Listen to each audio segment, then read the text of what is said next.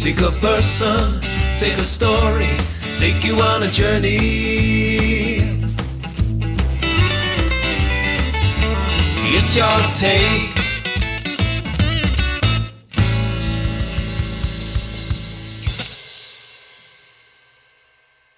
On today's Your Take, I'm joined by an accomplished musician, a master of the Telecaster. My guest began his musical education performing on the folk scene, and then going on to form the hippie country band, Commander Cody, and his Lost Planet Airmen. After the band split in 1976, my guest went on to form the Moonlighters and worked with the renowned musician and producer, Nick Lowe. My guest has also worked with acclaimed British songwriter Elvis Costello, rock and roll giant Gene Vincent, and the guitarist Link Wray. We talk music, guitars, the life of a professional musician. And I'm honored to talk to Bill Kirchen, who I've seen live on a number of occasions and joins us from his home in Austin, Texas, USA. Lovely to see you. Lovely to see you too. Thanks so much for having me. I should say good afternoon, but we're good evening here in the UK, and obviously mid-afternoon where you are. Yep. Been a huge admirer of your music and your guitar playing for quite some time, and I'm interested to talk about your musical career and the path it's kind of led you on, the people you've worked with over the years. But I kind of always like to start back at the very beginning, kind of tracing your early roots.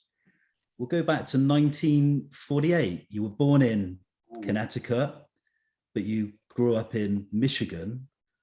I wanted to ask you about your recollections of childhood and a little bit about your parents. Who were they and what were they like? Well, I had one of those lovely childhoods where we was a nuclear family. I was the middle of three kids, and my parents were lovely people. And my dad was a mathematician. He worked for Ford Motor Company up the road in Dearborn, Michigan. My mom had been a teacher. They'd both been teachers, and they both were big, avid music fans. My mom, we'll get to this later, but my mom actually at one point had a banjo that her dad, who was a commercial artist, had bought to do one of his artworks back in the 20s or 30s. And she, during one of the banjo crazes in the US, learned to play the banjo. But that sat in our attic. I remember finding the banjo, going, whoa, what is this? An old felt case that was moth-eaten. Well, and my dad loved music too. And so we always had music playing in the house. Oftentimes classical, or what we call the classic years of Broadway, South Pacific, Rodgers and Hammerstein, Oklahoma, and the Music Man. I don't know how those translated in the UK, but they were mainstays in the US. So that's my childhood in a way. I did what all kids do, and I played trombone when I was in fourth grade because I was tall and I could reach seventh position. So you play the trombone, kid. Fine with me. I didn't know, and that was, and I loved it. I practiced and got pretty good at the trombone, which lasted me up until I started getting interested in the guitar banjo type world. So that's kind of my childhood. I can't think of anything else of note in the actual child part of it. We specifically know you mainly as a guitarist and a master of the Telecaster, but I wanted to kind of talk about the trombone because it's kind of an unusual instrument to be kind of introduced to initially. Right. But what kind of attracted you to that particular instrument before moving on and picking up a six-string instrument? I don't really have any memory of really wanting to play it or not wanting to play it. It was like there was this whole bunch of instruments, and maybe I wanted to play a horn. I don't even know. But rather than a string, I would have thought of back then. My sister played violin, so maybe I didn't want. So that rules out the string section. Although I later learned to play cello a bit. My trombone teacher, when I was in middle school, said, Bill, if you don't learn another instrument, you're going to end up in a circus band. And I often thought he had no idea of the circus of a band I'd end up with Commander Cody. But so he had me learn cello at that point. But I don't know that, like I said, I had, as I mentioned, I had a long reach, so they gave me the trombone rather than the trumpet or anything else. So there you have it. From an early interest in music and some guidance and influence from your parents, when did it kind of initially sink into you that you wanted to actually earn a living and make a career from music? When did that sort of moment happen? And were there any sort of, apart from your parents, who obviously had an interest in music, was there anyone specifically that kind of opened that door up for you? Well, yeah, there were certain people along the way who really lit the fire for certain kinds of music that I wasn't able to get at home, the old blues and folk music and stuff like that. And that was all around the University of Michigan in Ann Arbor. I was able to go hang out with an older crowd in the mid 60s when there was a whole interest in that. Now, I don't know when I thought I was going to make a living in this music. I really suspect it's a couple of years after I was already making a living at it. I was kind of like, hang on, apparently this is what I do. I never had a business plan, for goodness sakes, no. I just was always really, really interested in music. I had little kids' records and stuff that now I can see sort of translates into the music I liked later, and which were some things that were really old folk songs, presented as kids' music. So no, I can't tell you any moment. There are some people around the University of Michigan, one guy in particular, Peter Turin, who knew about all the old blues guys who could play stuff like John Hurt songs, Mississippi John Hurt, and some of the other stuff. And he encouraged me to play, helped me learn, and he encouraged me to go to the Newport Folk Festival in 1964 and 1965. And that is where really I saw just an unbelievable wealth of music, some of which was brand new, like in 65, Dylan Goes Electric, and that was a whole shift, a big shift in the world. Some of it was old songs by old-timey musicians and by blues musicians, many of whom would be dead in the next 4 years, They were from the 30s and 40s and didn't last that much longer. So that was that era. And by the time I was into my 60s, I really did not want to do anything else but play and hear music. That's pretty much. And it eventually occurred to me that I was making a living at it. So I wanted to kind of talk about the folk scene, because it was kind of a key moment for you, because early on you met a folk singer by the name of David Siglin. He was involved, a manager of a folk music venue called The Ark. What kind of attracted you to that particular scene? And can you just talk about the kind of scene at the time, the venues you performed at, and some of the musicians that you worked with at the time? Well, Dave Siglin was my cabin counselor when I was studying trombone. So I really wasn't too much aware of anybody playing guitar. I don't think I'd ever seen anybody play guitar. I would have been maybe a 13-year-old at the time, and early 60s. And he was playing guitar and singing. And I sensed that there was something going on here. And I probably had heard a few things on the radio by then. Maybe by then I'd heard Peter, Paul and Mary or Joan Baez. I don't know. Or maybe it was before that even. But that really was the first time that I was struck by interested in a fretted instrument. And I went home and remembered my mom had a banjo and decided I wanted to learn that. And I was also aware that there was this kind of bohemian scene around folk music that I was really attracted to. The older guys at college that I thought were cool, the kind of bohemian types that looked like they were having way more fun than I was, but were very, serious and intellectual. That was their world too, and I wanted in. So that kind of the social element of it was very important. I also probably thought it was my only way of ever talking to a girl. I wanted to move from the early folk scene that you've just spoken about briefly to your kind of educational years, because you went to the University of Michigan. I kind of wanted to ask about your time there, what you studied. And also it was kind of a breakthrough period because you were playing with kind of various bands at the time. one of which formed the basis of Commander Cody. And I kind of wanted to just ask about your kind of recollections of that time in your life.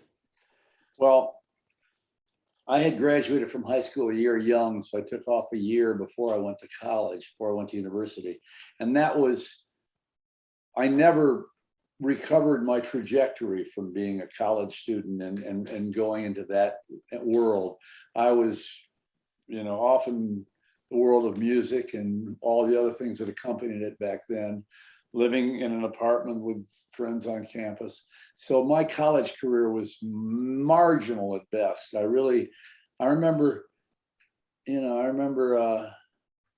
I had two of my classes. I took just the standard stuff. I think Italian because I'd studied Latin in high school, and philosophy because I thought it would be easy, and I don't know what. But I remember two of the classes started at 2 p.m. on two of the days, but three of the days the classes started at noon, and I certainly wasn't about to be able to get up by noon in those days. So I was a horrible student, but luckily during that time I did meet people I played music with, and I started a band called the Seventh Seal. It was sort of a folk rock band. We were influenced by the psychedelic scene in San Francisco because I heard some of the songs that I knew from playing guitar and banjo being done with electric guitars, and I had seen, Dylan do that at Newport, and so that's what happened next.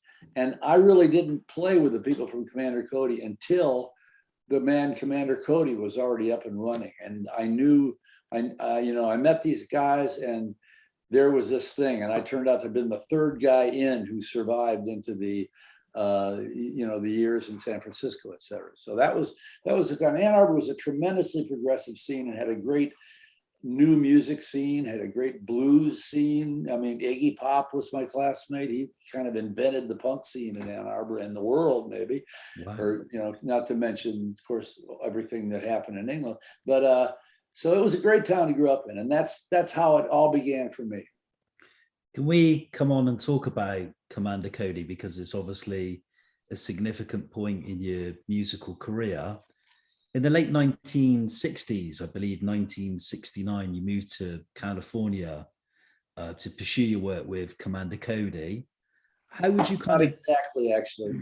That's really not what happened. I moved to California. I'm sorry to interrupt you, but I just didn't want not at all. To let no that problem. go. It's very close to what happened, but not exactly. What happened was in 1968, the band Commander Cody had gone off in different directions. There was no sense at that time it was a permanent thing. It was just things that we did for a lark with a floating membership, played parties in Ann Arbor. Nobody had ever spoken to me about trying to make a go of that.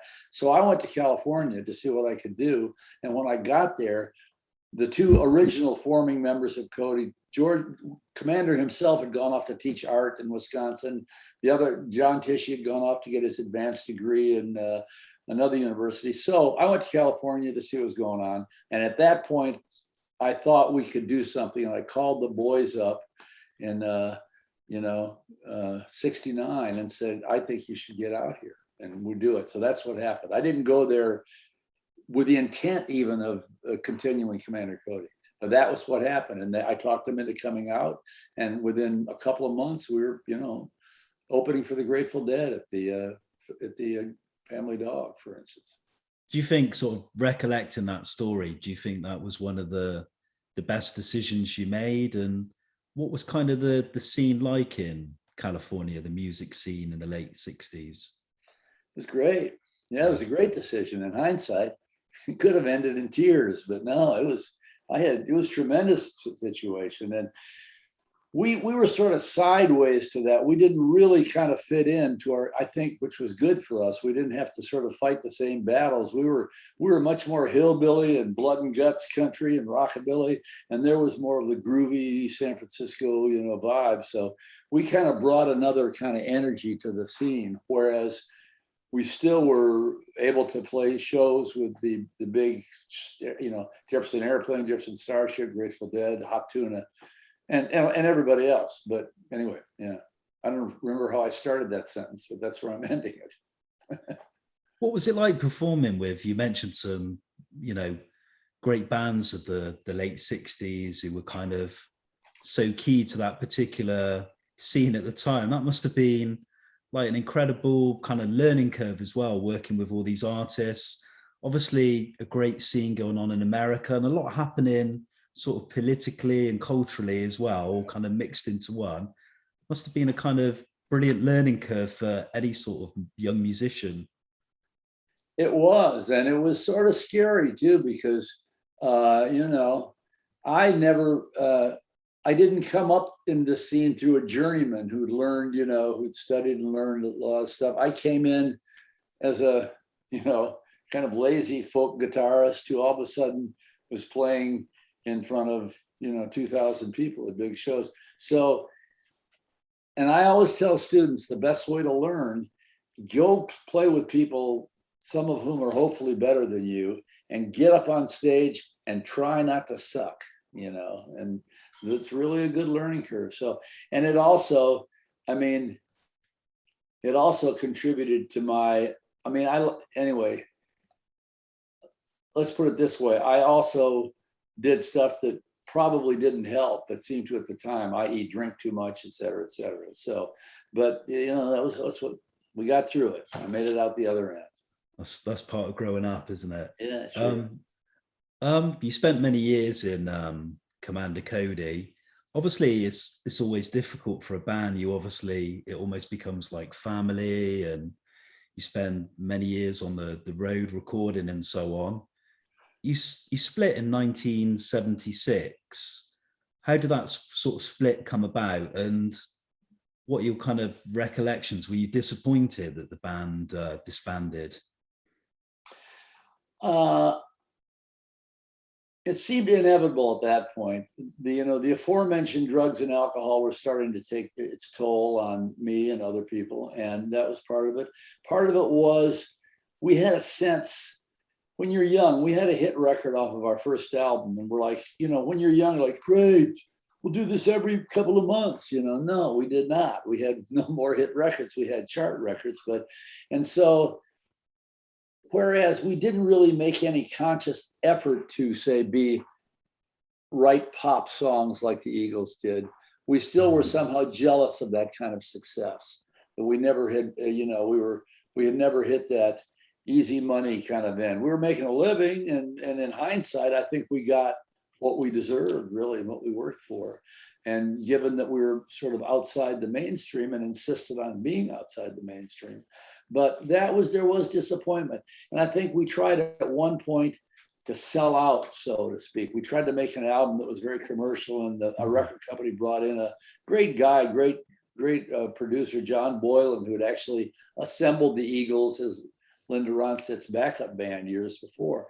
So we tried to make a record like that. And by this time, we were losing our own direction. So there's nothing worse than selling out and nobody's really buying. You know? And we had a chart record on that album, but it came and went. So, but we were ready to go by that time, and personal things were fraying the things. But now, in 2 days, I'm flying to California, and I'm doing a reunion of the Lost Planet Airmen with 4 of the original 7 musicians. So I'm still, you know, there's still a lot of love there. None of us had any problem talking the others into doing it. And, you know, it's going to be great. From finishing with Commander Cody, and obviously you mentioned about the reunion, you go on to form the band, the Moonlighters. Did you see that as kind of a totally different shift to Commander Cody? And then my second question, I wanted to ask how you got involved with the British musician Nick Lowe. I'm a massive admirer of. I just wanted to know how that kind of meeting came about, and about the kind of Moonlighters project as well. Well, the Moonlighters started literally moonlighting from Commander Cody when I was still in that band. It literally was most of the musicians. And I don't know why, I just had a side project. Maybe we weren't working as much as I wanted to. The first job we got was, the movie Nashville had just come out, and Lily Tomlin, the great American comedian, had had a primary role in it, and she developed a character called Wanda Wilford. And so we did a 7-day run at a nightclub in San Francisco, backing her up while she was in character as this country singer. I don't think that country singer appeared in the movie, but this is just something she did to have an alter ego to open for herself in her one-man show. So we did that, and we played a bunch of other shows, and that was the Moonlighters. And then it just sort of kept on. And at one point, we ended up getting a record deal and going down to Los Angeles and recording an album. And it really wasn't different from Commander Cody. It was really the same stuff in a lot of ways, but some new songwriting because there are some more different people in it who are good writers. And we had a pedal steel, fiddle, saxophone, and the whole deal, no piano.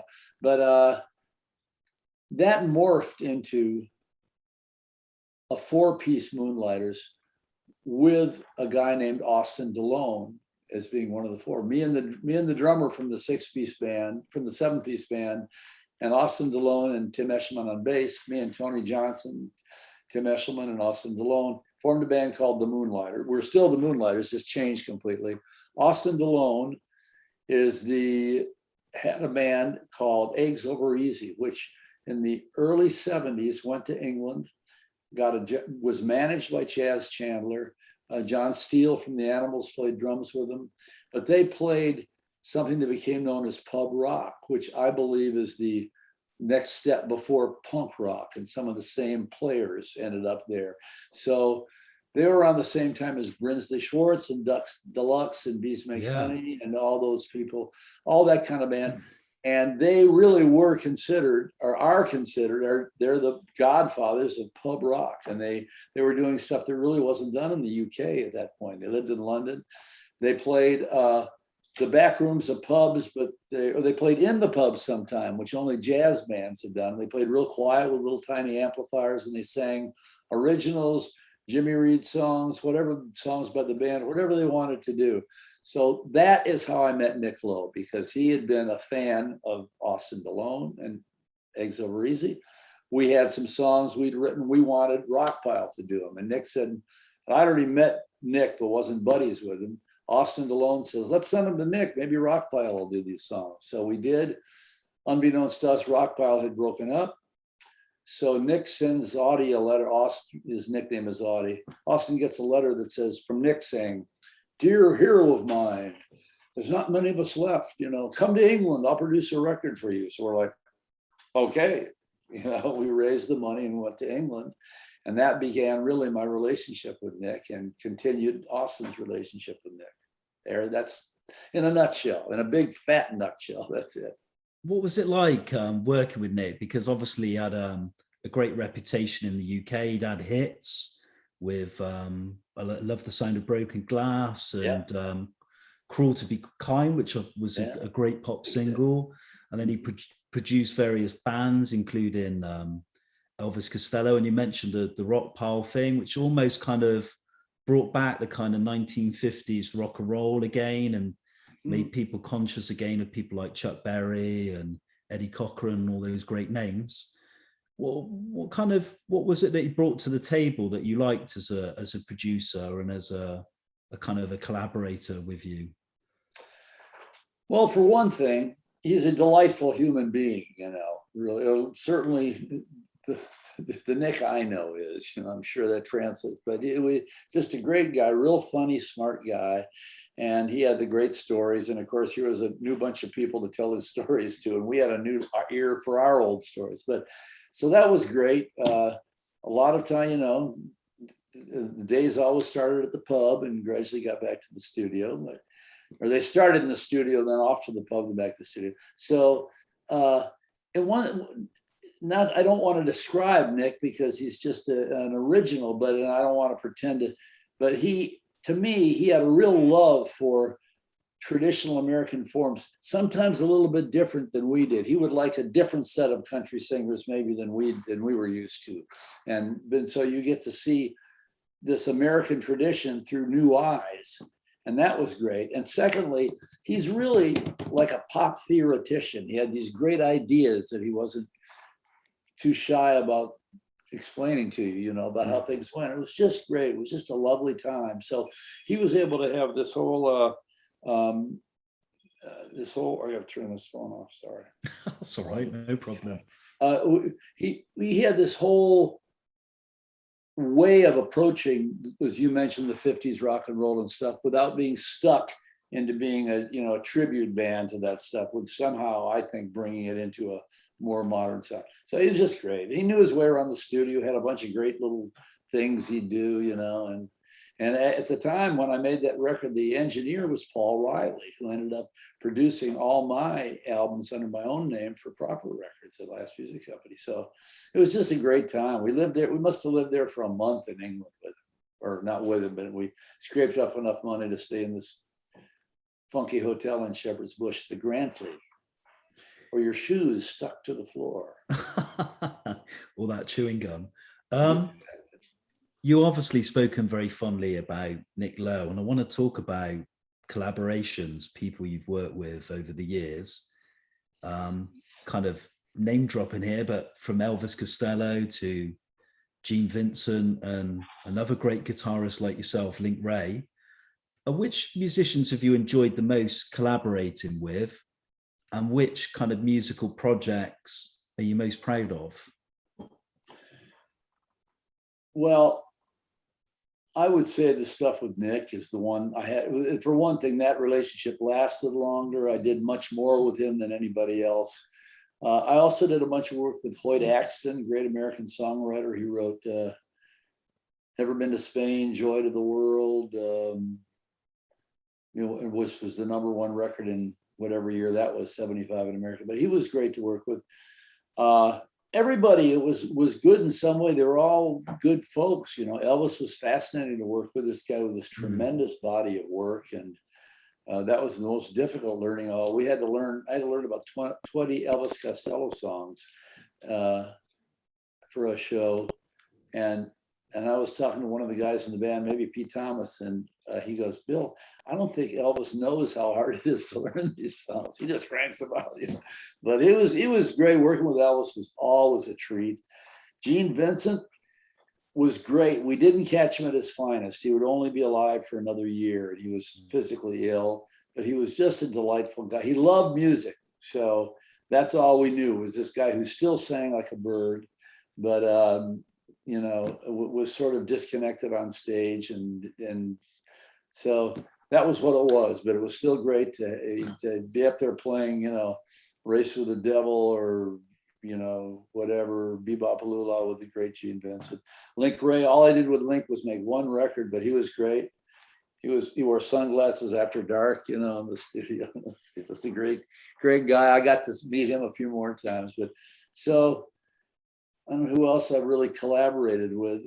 Other people that weren't stars like those people that have been extremely important in my life. So, I worked a bunch with Jorma Kaukonen from Hot Tuna and Jefferson Airplane and Jefferson Starship.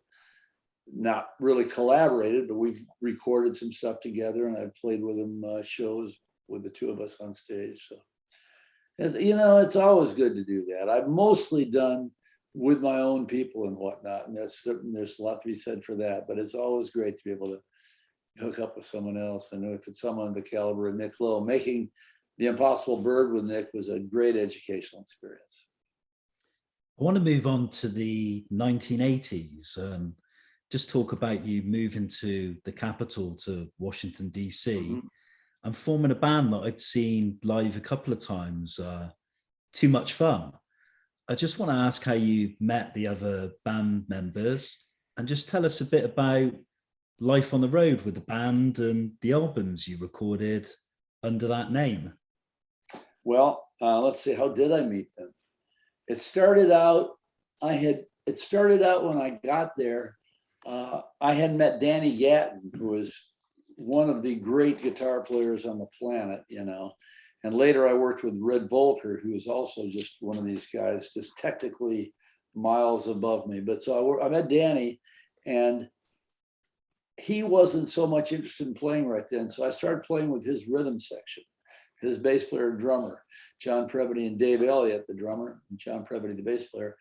And we called it Too Much Fun. We were playing just a little bar where we could do anything we wanted. And with a trio, if I knew 1.5 verses in the chorus of a song and pretty much the chords, we would sing it and we would try it. So it was, I'll learn on your feet fast enough. If they didn't know it, they wouldn't let on. So that was a great time. Plus we played a lot. We played 3 1-hour sets, sometimes 2 and 3 times a week at this bar. Then we would travel and jump on an airplane and fly to the West Coast and play. So I played, and really with a band, with one of the other versions of the Too Much Fun band, I played actually many more hours than I did with Cody, just because it lasted longer.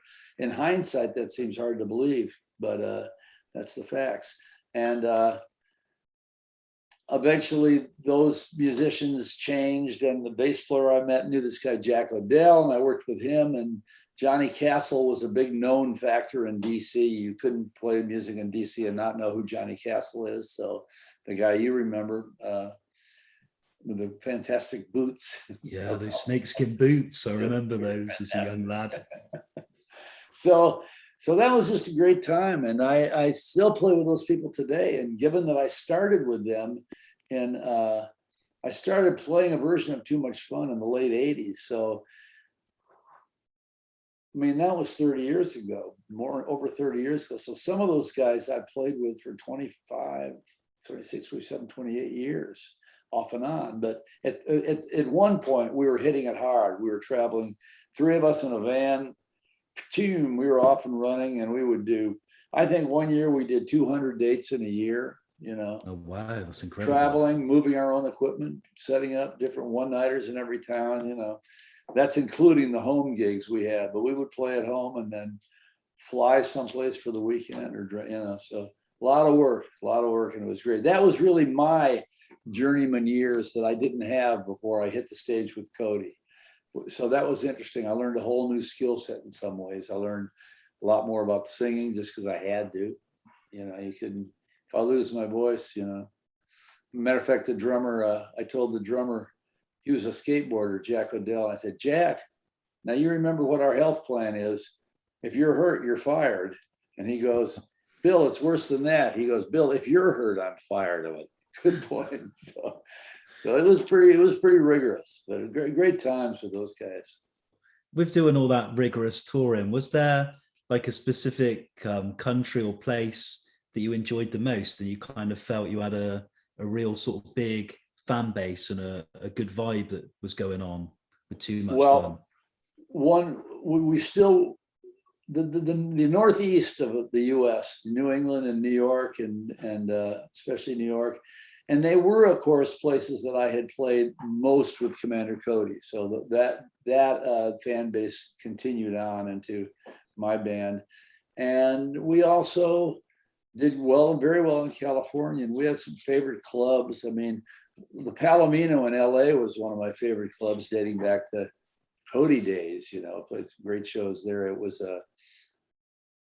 you know, we played there. We did one of the first shows. We were backing up Emmylou Harris before she was known, and we played there. And my wife remembers Bonnie Raitt and Linda Ronstadt, and everybody were in the audience and stuff. It was a honky tonk, but it was in LA, so it was also doubled as a showcase club. So the best or the worst of both worlds, depending on how you look at it. From your experience and time with Too Much Fun, I wanted to kind of move on and talk about guitars, because if we kind of look back at history and music, and even today, there's certain guitarists we could sort of name off the top of our head that are associated with a specific guitar, or they have a signature guitar in their name. So Chuck Berry, we always know with the Gibson, Eddie Cochran with the Gretsch, Hank Marvin with the Fender. You're famous for playing the Telecaster. What attracted you to that particular guitar? And I kind of want to ask you is, are there other models of guitar you like playing, or do you feel like nothing feels the same in terms of the tone and the playing? That for you, is that kind of the guitar for you, the Telecaster? Yes, it is. And part of it is that I started on a Fender when I borrowed a Fender Jazzmaster from another player. And then briefly I had a Gibson SG, was really, and maybe I had another Gibson Melody Maker at one point, but I didn't do much on electric until I realized that the people I was discovering that I really loved their playing all played Telecasters. And those were in particular Roy Nichols with Merle Haggard, Don Rich, maybe first and foremost, Buck Owens, guitarist and harmony singer. And I saw both these people in the 60s. And a couple of years later, I saw James Burton, but I also knew James Burton played on not only a lot of the Merle Haggard and even some of the Buck stuff, but Ricky Nelson, all those great old Ricky Nelson records. So at some point, and then there was even people who didn't play the Telecaster that I assumed must be the Telecaster because they were playing that kind of music. But I figured I needed a Telecaster. So by 1969, I got my hands on one. I traded that SG that I'd gotten from Dr. John Tishy, my Cody band. I traded that before the band ever came out to California. I traded that for a Telecaster. And that I played pretty much exclusively up until, well, I sort of moved away from maybe 5 years ago. But yeah, that was my first Tele, and I got a good 45 years out of that guitar. I wanted to talk about kind of music styles, because the music press, and I think even music fans, are a little bit guilty of categorizing artists, you know, with a specific genre or the music they play.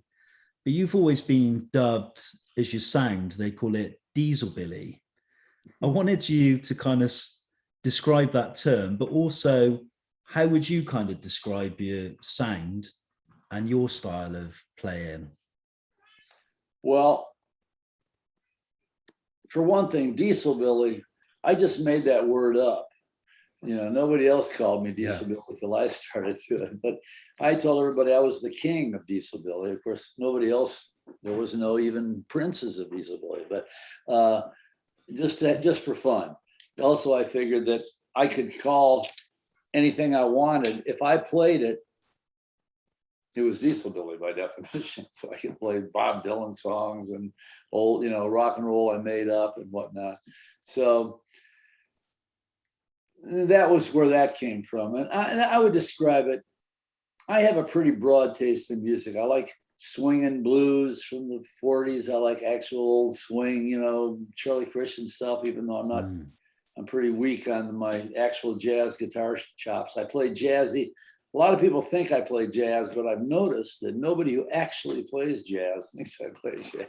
But I play, but I love it, and I can play some swing and whatnot. And I love rockabilly. I love, you know, the pop that came out of Nick Lowe's era and Elvis's era. So I don't know. I hesitate to call it Americana. I think that's a little bit jingoistic. I don't think there's any reason to. You know, some of the music forms were American in nature. The whole country blues came out of that, and we had a particular blend of English music that would turn into American country. But I would call it roots rock and roll. You know, roots music. I guess, I don't know. I like rock and roll because to me it encompasses hard blood and guts country too. I'm not too much of a stickler for that.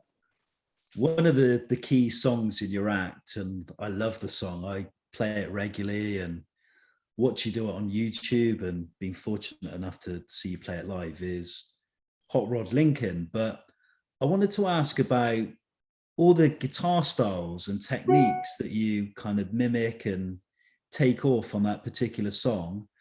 Players like Duane Eddy, Freddie King, Jimi Hendrix, the list is endless. Legion, the list is legion. How do you go about taking those styles, and because you get them spot on, how do you go about doing that? You know, did that take you a long time to do, or did it kind of come naturally? And kind of what made you decide, oh, I'm going to do this record and put in all these kind of nods to all these wonderful players over the years? Well, once again, required no forethought on my part. This wasn't something I thought of doing. I was doing just to crack up the band kind of in Hot Rod Lincoln when I do that. Now, I hadn't been the original singer on that song, but I brought that tune to the band and showed it to the guy who was Commander Cody, George Frayne, to do it. And at that point, he said, I can't sing. It's got to be a talking song. So here's a talking song. So, and that was our big hit, of course. So I learned to do it myself because people expected it of me, and I'd already had the guitar part. So we did that. And then there was a point in the song where it goes, a caddy pulled over, which in America means a Cadillac. A caddy pulled over, let me buy, and those wah, wah, guitar horn. So I started doing a VW bus full of hippies pulled over, you know, semi truck pulled over. I started doing that, or the Edmund Fitzgerald pulled over. So I did that. And then at one point, just to crack up the band, I went, Johnny Cash pulled over and played the intro to Folsom Prison. And then it was off to the races. We never rehearsed it. It was just, I would try to come up with a lick that I could play on the spur of the moment, rarely practiced them, and tried to throw it in. And the band would, you know, scrabble aboard as soon as they could. And we've done that for so long that most of the bands I play with now, it's kind of, they pretty much know what's coming. If not in the right order, they know what I'm going to do, you know. And I tried to always play a little bit softer as I announced it. So I'd be like, you know, Johnny Cash pull over, so they'd hear me say it and be able to get it board. But so it was completely, I hope this makes sense, but it was really learned on stage in real time. And in fact, when I've learned a sequence and recorded it, sometimes I don't think it's quite as much fun as when the band's up on two wheels hitting the guardrail, you know, whoa, going around the corner. So that's how that came about. And people say, Bill, aren't you sick of doing that? Well, I'm sorry, but I'm not. You know, I really like it. I think it's a great song, stands the test of time. I know I've been doing the song for 50 years, and that's what it's going to be. You know? That's why I love it. And that added stuff's only about 20 years old. So you've spoken about guitars. We've spoken about the love of the Telecaster. Wanted to move on and talk about songwriting, writing lyrics, the process. How'd you go about writing your material, and what kind of themes do you enjoy writing about? That's a very good question. I really have no idea what themes are. Like, I have to, you know, you stumped me on that. Getting a little bit deep. Yeah, right. I didn't know they had themes with that. What are you talking about? But no, I don't tend to write songs. I don't have this burning desire to, you know, write a song and tell you, listen to my song, you know, you must hear my angst and my pain. I don't really feel that way. And I'm a little bit lazy in that department. I would probably just sing Dallas Frazier, Merle Haggard, and Bob Dylan songs if I didn't have. No, but I love writing them when I do it. And oftentimes I'll come up with a phrase, and I pretty much kind of get lyrics going first and then try to come up with a melody while I'm still doing the lyrics, something I can fit them to. But I don't have rhyme or reason. And really the way I write best is if I have an album I have to do. You know, I don't tend to get a body of work and then go make the record. I tend to make an appointment, make a record and go, I need 12 new songs, you know. So yeah, that's to be honest with you, that's how it goes. But I love writing. And the great thing about writing your own song is nobody can tell you it's wrong, because today, this is how that song goes. We've been reminiscing about, or you've been reminiscing about, bands you've been in since the 60s, people you've performed with, people that have influenced you. But let's talk about kind of the current music scene. Which artists, and in particular guitarists, impress you the most that you've seen around today? Well, oh man, I just lost the name of my favorite rock guy. Okay. Shoot. American or British? American, yeah. He was in a band I think called Green on Red. Oh man, it'll come back to me. But as far as pure guitar playing, and there was a guy who's Canadian who I do a lot of work with today named Red Volkert. he's like the end of the line. Oh man. I'm gonna Google this guy's name. I'm embarrassed I've forgotten, and I'm not gonna leave here without telling you who it is. But I like some of the new kind of insurgent country. Sturgill Simpson's a great writer. Jamie, what's his name? And there's a guy with the last name Holcomb who's written some great songs. I'm really not as up on modern music as many people. I tend to, by now, I'm in my 70s. I have a CD collection of some of which I'll never get to hear. I'll never get to them, you know. So, and I don't mean by that sense that I don't like the new music. I love it when I hear it, and I'm optimistic about where it's going. So Chuck Prophet, that's what I'm trying to think of. I can't believe I forgot his name, but Chuck Prophet's, he's not that new, but he's pretty current as far as what he's doing. He's put out a bunch of great records and great guitar player, singer, songwriter, just a whole package. I think watching him is some of the best rock and roll shows I've ever seen. And, you know, it was like watching Tom Petty, or maybe I'll even like it more than Tom Petty, because I just resonated with Chuck's particular brand of music. And anyway, so Chuck, I'm sort of blanking on anybody else now. I know there's many lovely musicians out there, but I'm kind of stuck here. We'll digress away from music. I wanted to talk about outside the music scene. You're a father and you've been married for many years.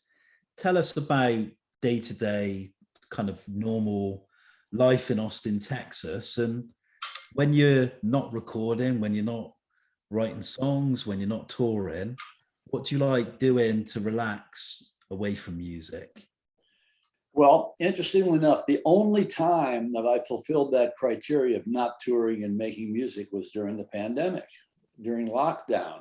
So that is what happened. I was at home, and we ended up live streaming every 2 weeks, which actually occupied a fair deal of my time, just getting all that together.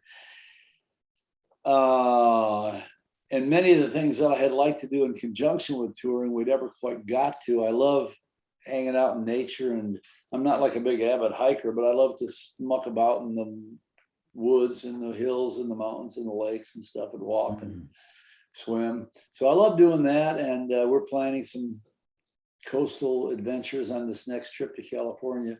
But that's what I like. I like music. I have a dog I love. I like hanging out with my grandkids and my daughter and her wonderful husband. I like hanging out with my wife. She just put out a record, so Louise Kirchen. So that's been very exciting, and it's been people playing it on the radio and whatnot. So it's been great. I got to play guitar on it. It's great to watch that unfold, watch her, because it's something that she never did, you know, in all her years. She wrote these songs sometimes for decades, you know, been for a long time. So I like to read. I tend to not read as much fiction. I mostly like nonfiction, just because I think it's weirder than fiction. It can be more interesting sometimes. Yeah, exactly. I think, yeah. But you know, that's, and I have during the pandemic, we had an active social life thanks to Zoom. We had like a salon that about 5 couples that we Zoomed every week, and other things I did on a week, and you know, almost on a daily basis. So the whole internet meant I wasn't socially isolated. I was physically isolated, but not socially isolated. So that's been great, because I love other people. I'm a, you know, you can't get me to shut up talking about myself, as you've noticed here. So I wanted to ask you about the last 18 months, because we've all had different experiences of what's happened over the course of the last sort of year and a half. For you, what did you find it a difficult period, or did you find it, you felt you were kind of looking back and kind of looking back at your life, or how was it for you? Or did you find it frustrated that you couldn't go out and play live music? What was your kind of overall experience of the time? Well, I was frustrated that I couldn't get and play because it had been such a integral part of my life for so long, really 50 years of constant touring and stuff. I did find I liked being home, which was good because there I was. And in many ways, I'd always said, I would say, for the past 10, 15 years, I would tell people, I had a friend, a woman, I'd say to her, I would say, Mo, I got to slow down. And she'd go, you've been telling me that for 15 years. You don't want to slow down. So it was just enforced semi-retirement. And I don't remember what your question was, but the question was kind of, what was your kind of overall experience of, kind of in some ways being isolated and not being able to do the kind of normal things that I guess we take for granted in day-to-day life. Well, that was interesting. I felt pretty good. The first, to me, it's in two parts in a way. The first year sort of, or a little year plus, was just lockdown. It's like, well, we'll get through this and, we'll get vaccinated and it'll be good. We'll just have to do what we do. And I sort of steeled myself to that. And then, after mid-year here, a variety of things. One, the horrific politicalization of the approach to the vaccine took place, and this vicious fascist right wing in the US managed to convince a lot of people that there was no COVID, it was a plot. These are people who know better and who are vaccinated, completely disingenuous, but they managed to make it a political event. So our vaccination rates are not that good in the US. And there's a lot of active blowback against it. Our heinous governor of Texas made it illegal to require a vaccination certificate to get into places. That's just murderous in my mind. I can't, don't get me started on this, but there's a right-wing situation, and it's dangerous right now in the US. It's dangerous politically. It's, I don't know how things are going to play out in the next couple of months, but we'll find out. But so the second, since then, and the Delta variant hit, and we weren't as safe as we thought we were, and that we found out this has been, if I've suffered any kind of depression or anxiety from it, it's more than in this second few months of it, because it was that disappointment of knowing, no, we're not through with it. We're not going to be through with it anytime soon. So I'm not complaining. I'm way better off than many, many people. I've been able to weather it financially, and I have a partner here, and I have a family. But yeah, it's got my attention. Let's put it that way. And coupled with the political strife in the US, it's not fun in some ways. 50 years in the music business, you're now in your early 70s. What does the kind of future hold for you? Do you intend to keep playing, or do you ever intend to kind of hang up the guitar and say, that's it for me? How do you feel about the future for Bill Kirchen?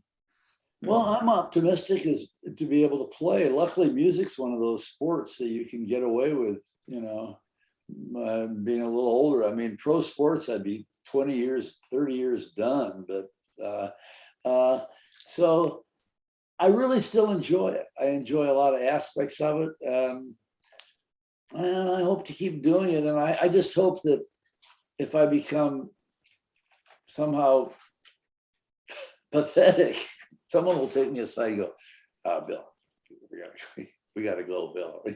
I'm hoping they'll say that to me. I'm counting on my wife and daughter to take me aside.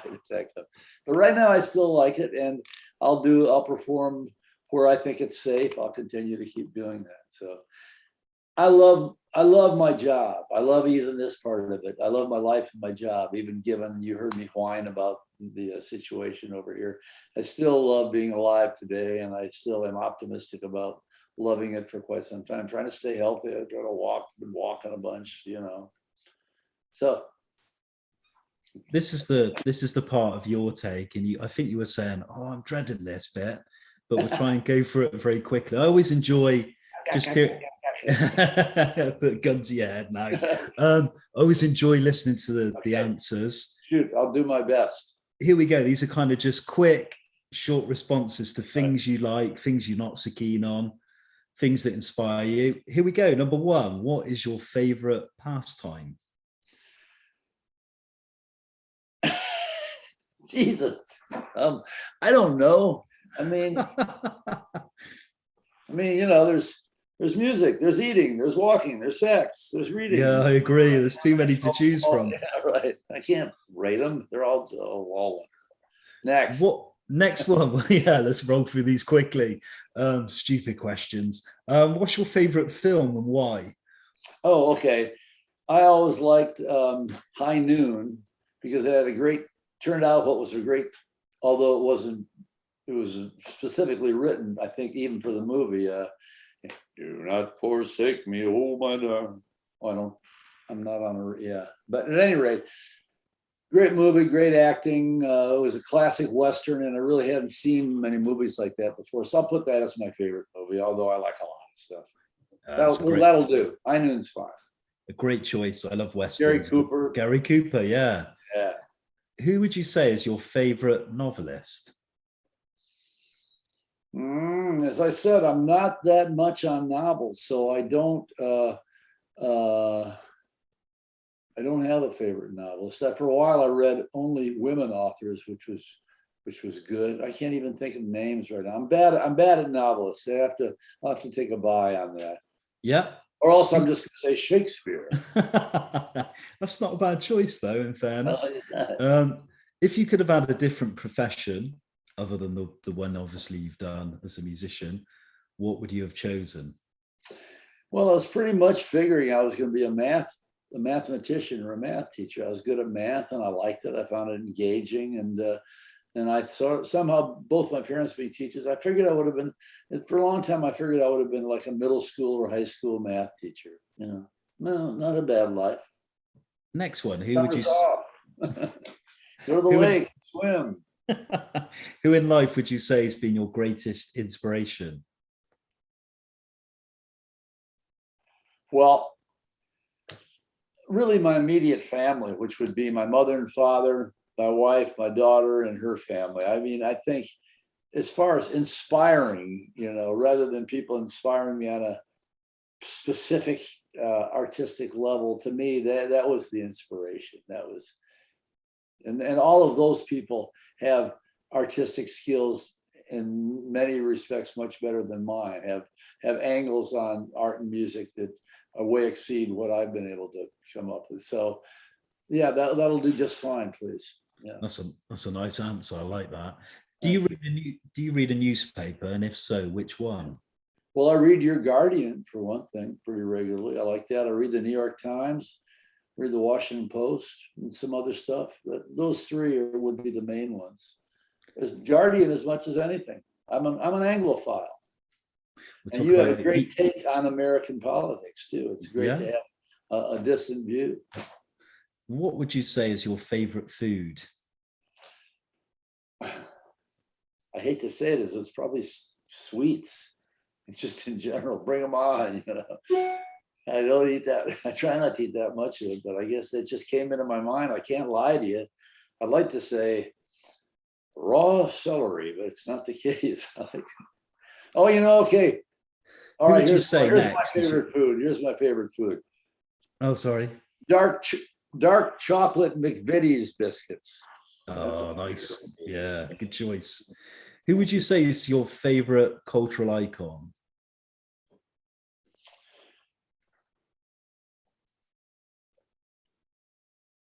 Well, maybe Muhammad Ali.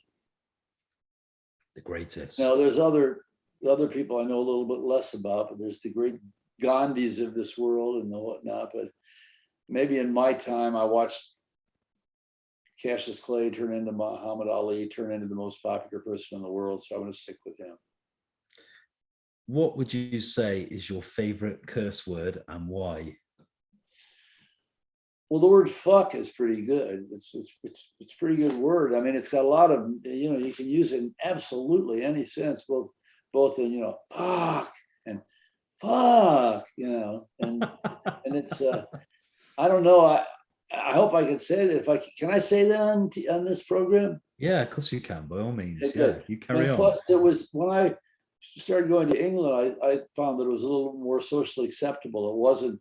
It still isn't really a good all-purpose word here. It's still a little marginalized, but it's more popular now. But it used to be too bad a word to really say, But now, anyway, so it's the all-purpose word, isn't it?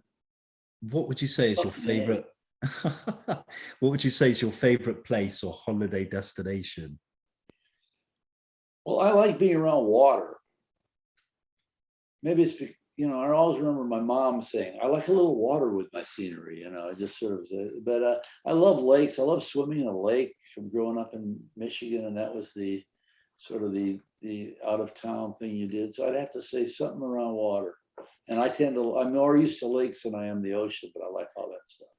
I think this next one's going to be really hard for you, but who is your favorite music artist and what's your favorite album?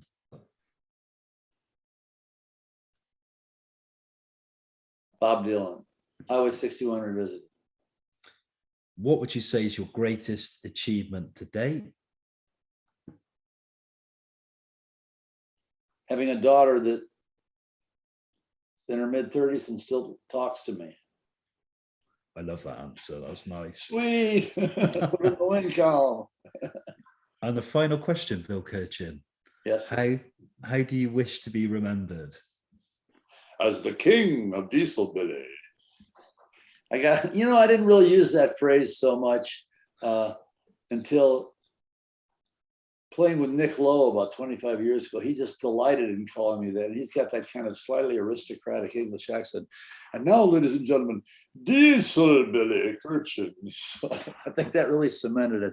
No, I don't know. I hope I'm remembered as a guy who, when he performed, tried to give it what he had and was a nice guy, I think you will be remembered that way. And I've really enjoyed the last hour. It's been a pleasure. It's been a delight. Thanks a lot for giving up your time to take part. I really appreciate you doing so. And I hope you keep on performing. Thank you. And so too. Any plans to come to the UK at all? Yeah, we've sort of blocked out a period of time with Malcolm Mills at the Last Music Company, I do like to mention that we have some albums that are just recent releases, the Proper Years on the Last Music Company, which collects the records I made on Proper, some with Nick Lowe and with Paul Riley producing. And he re-released my first album under my own name called Tombstone Every Mile. That came out. Yeah. And there's an LP also of a lot of my originals and one Dylan song called Waxworks. So I want to pump them up. But Malcolm Mills, the guy in England who's been my favorite record company I've ever been with, and plays drums with me and Riley when we go on the road. We're planning on being over in England sometime in the early summer. I'm looking forward to it. Are you still in Bristol? Yeah, still in Bristol. Yeah. Look forward to seeing you. We'll see you in Bristol. Yeah, absolutely. Thanks for a very thoughtful interview. I appreciate it. I like the fact that you seem to be interested and know what you were talking about. So that's good. Thanks a lot. Thank you. I'll have to go look at some of your other interviews now. No, thanks a lot. And then lastly, for people who want to hear more and get switched on to your music, where's the best place for them to go? Obviously, there's Spotify, iTunes, and so on. But your website, is there a YouTube channel? BillKirchen.com, and all whatever I have is available there. And depending on where you are, in the UK, you should be able to get this product in the brick and mortar stores or certainly online, and however you want to get it. You go ahead on. The King of Dieselbilly, we wish you all the very best. Hopefully see you this side of the pond very soon, and thanks for your time. Well, thank you very much. It's been a very pleasurable way to spend an hour. Thanks for shepherding me through it.